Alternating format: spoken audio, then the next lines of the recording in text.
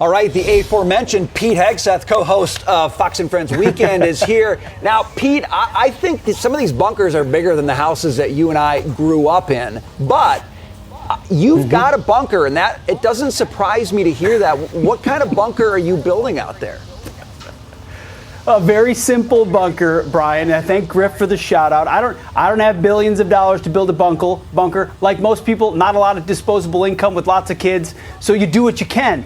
The house we bought came with like a cellar bunker, tornado shelter type thing. So we're trying to modify it to be prepared. But all I'm really trying to be prepared for, Brian, is a grid down situation. I don't know if the zombie apocalypse is coming. I don't know if war is coming. I don't know what's coming. All I know is that when the power goes out, whether you're in Tennessee or New York City, life changes. Within 48 hours, the whole world's different. Within 96 hours, we can't even predict what the world would look like, what our society would look like. So where are you going to get food? Where are you going to get water? Where are you going to get power? How are you going to get it off the island of Manhattan if you want to get off? Or how are you going to go get to your family and friends? Do you have gasoline? Like, to me, it's more just a mindset of having the essentials for 5, 6, 7 days. And then if the grid's really down, well, then maybe only the billionaires survive at that point. It's funny, growing up, my grandparents had a bomb shelter, and it was really fun to play in it. I never knew that it would be like a serious thing that we'd actually be talking about, Pete. On that note, I want to stick with this theme, but it was interesting that the CEO of that company said that they're seeing a little bit of an uptick as well in areas like Los Angeles, right, where it's a lot of crime that's increasing and people are focusing on security.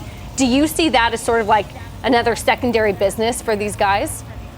Big time. Well, that's a huge secondary business, the idea of safe rooms where you can go should you be. I mean, think about places where the rule of law barely exists. The police forces have been thinned out. The 911 reaction time is minutes, tens of minutes when it used to be a minute or two. What are you going to do if there's a home intruder?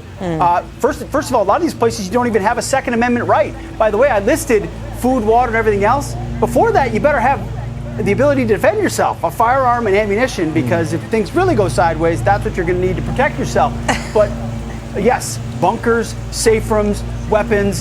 Hey, we can laugh about it, but if something changed, it's going to be the folks that are prepared that are ready to go. It's not a conspiracy. I think it's real life. Let's get to something a little more fun. It seems that President Trump is going to be doing a fundraising. It is a little more fun. At least it'll be a party and not the apocalypse. But he's going to be doing a fundraising event in Palm Beach this weekend. He wants to try to raise $43 million in one night compared to that $26 million that Biden brought in, by the way, when he was flanked by former presidents Clinton and Obama on each side, who really were more of the draw. But also Charlie Gasparino reporting that billionaires like Ken Griffin, for example, might be donating to Trump as well. You want to see not only the grassroots side of this, but the big donors get behind him, Pete. Yeah, billionaire bunker or give $1 million to Trump. A lot of people are deciding to give to Trump. I can see what happened here.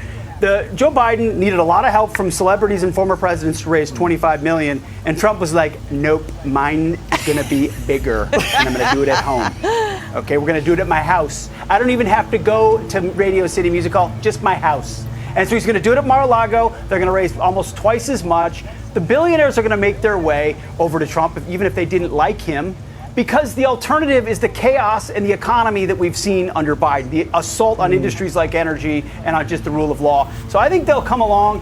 Fundraisers like that are a demonstration of that, in addition to the low dollar numbers that Trump raises, which he's better than anybody at. He's got a bunker. He does impressions. Pete Hegseth. That was a good one. Yeah. Good Awesome question. stuff. You know it. Shalom. First and foremost, I want to give all praises and glory and honor that's due to Yahweh, Hashem, Yahweh Shai, Ba'ashem, Rakavadash. I want to give double honors to the elders and the apostles of the great millstone that rule well. Blessings and salutations to the hopeful elect. Noah's in this gospel, bro. Lifting up the standard of Yahweh, Ba'ashem, Yahweh Shai, wherever it may be. It says here, survival of the richest. And they throw it right in your face on how they don't give a fuck about you lower level people. Because the super rich, they figured it out. They said, you people are goyim, you're useless eaters. I mean, what's worth saving of something that's useless, right? Like, if you have trash or, you have things that you consider trash that you don't need anymore, then oftentimes you just dispose of it. And that's basically what these elites are looking at you people as, basically as disposable trash. Because, see, America is not like other countries, which America is really a corporation, but they're not like other places when they are warning their citizens to get in bunkers and to take shelter because something big is coming. Instead, they don't even tell you, and they cop a jet out of here, and before you know it, you take the fall. That's what they did back in 2020, back in 2019, late 2019. A lot of these stockbrokers and major businessmen and elites were basically selling their shares and their stocks, and they were getting out of America. Why is that? Because they knew that the inevitable collapse was on its way. And you got this Edomite devil right here, okay, Sir Richie, talking about how he's, he doesn't know that war is coming. Motherfucker, you know war coming. You know war coming. That's why you building the bunker, man. So, well, I don't have billions to build bunkers, but, in case the blackout, when the blackouts come, which basically they're telling you that the grids are going to be shut down. Okay, sooner than later, your very luxury, from your apartments to your homes to your vehicles to your TVs, your PlayStations, to your social media, which is going to hit nature hard. All right, it's going to hit a lot of you people. You people are going to go batshit crazy because you don't have the means to deal with, you don't have the means to deal without social media. Okay, so when that happens and the grid gets shut down, that's when people are going to resort to violence, looting, breaking and entering. People take it to the streets to protest. As I believe, I forgot what bridge that was, but I believe they shut it down because there's a major protest about the Palestinians in this whole Israel-Iranian conflict. Now the Palestinians are protesting what them small heads did, October 7th of last year, which all that information is coming out. You see? So anyway, it says, message to the super rich, build your bunkers outside of America. Then see what awaits you, right? Because we're going to put you head first in slavery. Okay, regardless on where you build your bunkers. Because if you build a bunker in America, the missiles going to eat through that. You're going to still get destroyed because the missiles are going to pelt everything. The missiles are going to lay this land flat. So whatever 300, 400-foot bunker beneath ground you got, Yahweh Shai is going to get you up out of there. Okay, you going head first in slavery. All right, so build your bunkers. Do what the hell y'all got to do. But at the end of the day, it ain't going to do no good. That's subcaption, God's judgment unavoidable. And my thing is, if you were just so goddamn righteous, why do you need to go in hiding for if you was doing the right thing towards humanity? Okay, which proves right there that you devils ain't doing the right thing, because basically you gotta hide. Okay, you throw a rock and hide your hand. Now you gotta hide for it. But it's gonna be to no avail. All right, so this is the book of Judges. Not Judges. Amos 9:1. And it says here, I saw the Lord standing upon the altar. The Lord standing upon the altar, and he said, smite the lintel of the door, that the post may shake, and cut them in the head, all of them, and I will slay the last of them with the sword, and he that fleeth of them shall not flee away, and he that escapeth of them shall not be delivered. So yeah, you may escape the nuclear destruction, but overall, you're still not going to escape the wrath of the Heavenly Father. Okay, the scriptures say that the Most High's eyes is 10,000 times brighter than the sun. All right, so check this out. Let's read in the New Living Testament. It says here, then I saw a vision of the Lord standing beside the altar, and he said, strike the tops of the temple columns so that the foundation will shake.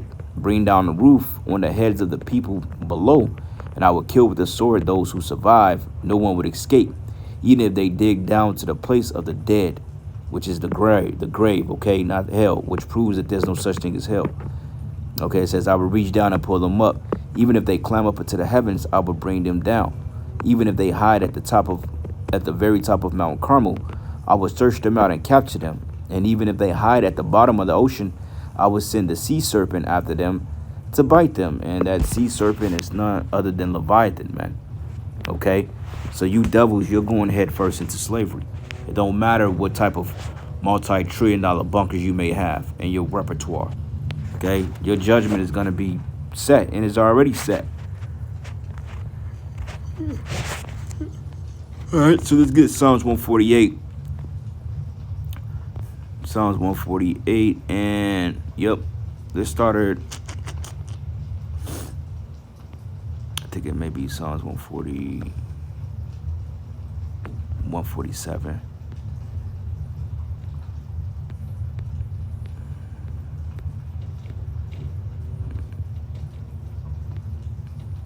Yep, Psalms 147. No, Psalms 149. And I'm going to start at verses 5.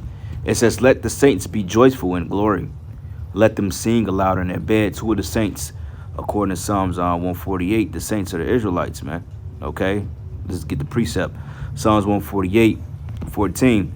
He also exalted the horn of his people. Horn represents strength. The praise of his saints, even the children of Israel, which proves those are the saints, a people near unto him. Praise ye Yahweh. Okay, so going back to this precept, it says here, let the saints be joyful in glory. And we're getting ready to be glorified. Let them sing aloud in their beds. Let the high praise of Yahweh be in their mouth, and a two-edged sword in their hand, to execute vengeance upon the heathen and punishment upon the people, to bind their kings with chains and their nobles with fetters of iron, to execute upon them the judgment written. This honor have ye all the saints, praise ye the Lord, which the precept is Revelation 13:10. He that leadeth into captivity should go into captivity. You see, so these devils, man, you got guys like this, this proud Edomite here, we're building bunkers. But the thing is, if you ain't got billions of dollars, then you ain't really on no survival kick, because you can be a millionaire and build a bunker in America, but the missiles are going to destroy it. And we just read in Amos how the Most High is going to command the serpent to bite you if you go underground. I've seen some dope ass AI footage of the elites in their underground bunkers, their underground water bunkers, their submarines, and Leviathan is at the window looking at these motherfuckers, man. Okay, you going head first into chains, right where you belong. You see? So anyway, let's go to the book of Isaiah 2. And let's start at verses 17. And the loftiness of men should be bowed down, because Esau is extremely proud. And that spirit of pride has trickled his way on down to the common citizen, man. Okay? Around the world, and mainly here in Babylon. Okay? The average person is on a high horse. Everywhere from you men to you damn women. Okay? You women are extremely proud in these times. And you have no reason to be proud. And it reads here, the loftiness of men should be bowed down, and the haughtiness of men should be made low. And the Lord alone should be exalted in that day. And the idols shall he utterly abolish, and they should go into the holes of the rocks, which is the caves. I did a lesson on this probably a few months ago, and we went into this terminology of the holes, and it goes into like an underground resort, And it says here, and they should go into the holes of the rocks and into the caves of the earth, for the fear of the Lord, for the glory of his majesty, when he arises to shake terribly the earth, the nuclear destruction. So when World War III is officially nuclear, once the economic collapse common and MOTB is established, then that's when these bunkers, and believe it or not, the elites are already in bunkers. They said at a point in time, Capitol Hill was completely closed, but nonetheless, you still see Congress in operation. You still have the IRS, still have the IMF, the Federal Reserve, all these things. But the top men of these these corporations, or these wicked corporations, they're gonna try to cop a jet out of here, because they know that they have judgment to face. They know that they've ruled the people in wickedness and oppression. Okay, because when you think of the fucking IRS, like today is the last deadline. I fucking dread filing taxes, because every time you file taxes, you end up on. Especially since all this since the C-19 shit it's been crazy. Filing a tax return is like pulling teeth, man. And then you got to make up for the other years, and you got a lot of shit on there you don't understand. It's just a big headache. It's just like, sometimes it's just like, man, why the fuck even file? It's just a headache. We need to get out of here. Brothers are tired. All right, but it says here, they should go into the holes of the rocks and into the caves of the earth, for the fear of the Lord and the glory of his majesty, when he arises to shake terribly the earth. And in that day, a man should cast his idols of silver and his idols of gold, which they made each one himself to worship, to the moles and to the bats, to go into the clefts of the rocks and into the tops of the ragged rocks, which is those mountain resorts, for the fear of Yahweh and for the glory of his majesty, when he rises terribly to take the earth. Okay, so hey, people are gonna start to say, look, fuck this. These idols, they ain't really working for us. Therefore, hey, we gotta retreat. This is why these like Neth and Nada, who, hey, basically right now they're currently in their chambers on the ground, coming up with a war strategy. And when all hell breaks loose on the earth, hey, they're gonna go underground. Like, you had this simple cucumber head nigga Rick Ross talking about, we got wings, we got a water maker, we going underground. You know, I like to build up, but we going underground looking ass, dude. Like, nigga, you's a millionaire, nigga. You ain't getting out of here. You ain't building no bunker in Switzerland. You ain't even allowed in Switzerland, clown. You know, you gonna build a bunker here, and the Most High is gonna melt your ass with the missiles right along with the rest of you sellouts. You know? But it says to go into the clefts of the rocks and to the tops of the ragged rocks for fear of the Lord, for the glory of his majesty when he arises to shake terribly the earth. Scripture said that the earth should reel to and fro like a drunkard, meaning that the type of hell and the type of destruction our Lord is getting ready to bring to this place you call America and around the world is really finna make some jaws drop, man. This is why we gotta remain locked in the spirit, because if not, hey, you subjected to fall. And I don't know how these other camps gonna do it, but I wouldn't want to be them right now, honestly speaking, because these other camps, they're playing games with the Lord. You know, they're not teaching the MOTB, they're not teaching you about the prophecies, yet they just out there clout chasing.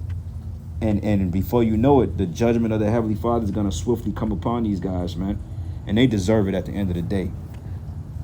But it reads here, Revelation 6, and I'm going to start at verses, let's start at 12. It says, and I beheld when he had opened the sixth seal, and lo, there was a great earthquake, and the sun became as black as sackcloth of hair, and the moon became as blood. This goes into the solar and lunar eclipses. We just had a solar eclipse. Shit is already popping off. And it says the stars of heaven fell, it says, and the stars of heaven fell into the earth, even as a fig tree casts her untimely figs when she is shaken of a mighty wind, you know, and that goes into those nuclear missiles, man. Okay. Also, that goes into these top elites, these celebrities and shit, you know, because, hey, if you a star in this world, like Janet Jackson, hey, she's a star in this world, man. Okay. She's juiced in heavy. They're getting ready to fall, and we're seeing it. Celebrities are getting knocked off. They're getting sick. OJ the Juice Simpson, hey, passed away last week, I believe. May have been Friday or some day last week.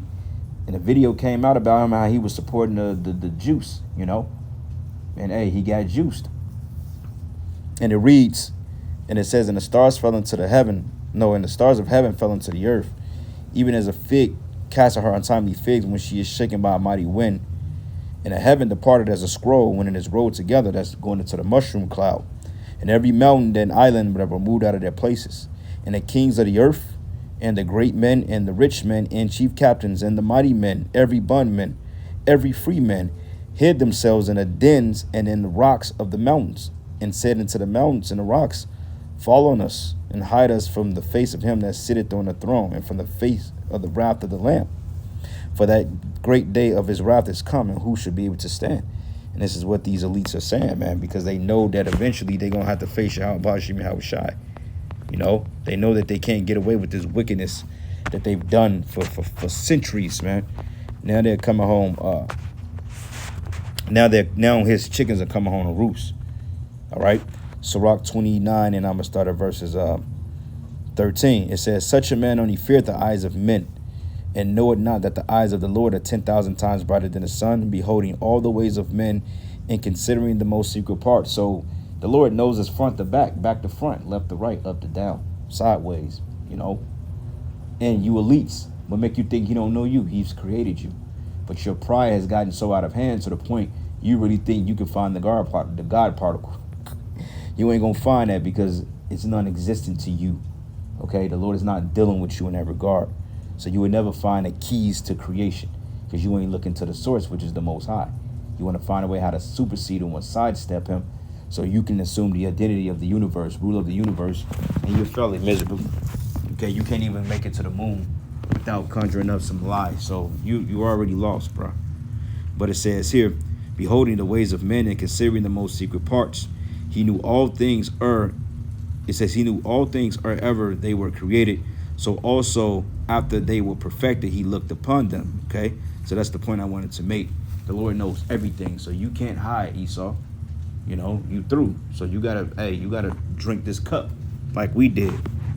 You know, we drunk of the cup, so now you getting ready to drink of the cup 4 times as much because you put it on us twice. You see? Lamentations, I think it's 4:19. 21. Lamentations 4:21, be glad, rejoice and be glad, O daughter of Edom, O you Edomites, that dwellest in the land of Uz. The cup also shall pass through into thee, and thou shalt be drunken and shall make thyself naked. Okay, the cup is being passed, meaning the curses are falling upon your head. The punishment of thy iniquity is accomplished, O daughter of Zion. He will no more carry thee away into captivity. He will visit thy iniquity, O daughter of Edom. He will discover thy sins. You see, and you are being exposed. October 7th, the whole thing with the Houthis, the proxies that you've been, hey, everybody is waking up to the fact that the Edomite is the devil that the Bible talks about. This is why the world is coming against you. Okay, everybody knows that you had a lot to do with that 10/07/23 conflict. Okay, you try to push that on the Palestinians, but your ass got caught out there because everybody knows that you ain't nothing but a warmonger and a thief and a fraud. This is why you assume people's identities, because you don't want to reveal who you really are, because you still got that bounty on your head, man. Okay, the smartest thing for a fugitive to do is to disguise himself and hide in plain sight. And that's what Esau did by assuming the identities of other nations, man. You know?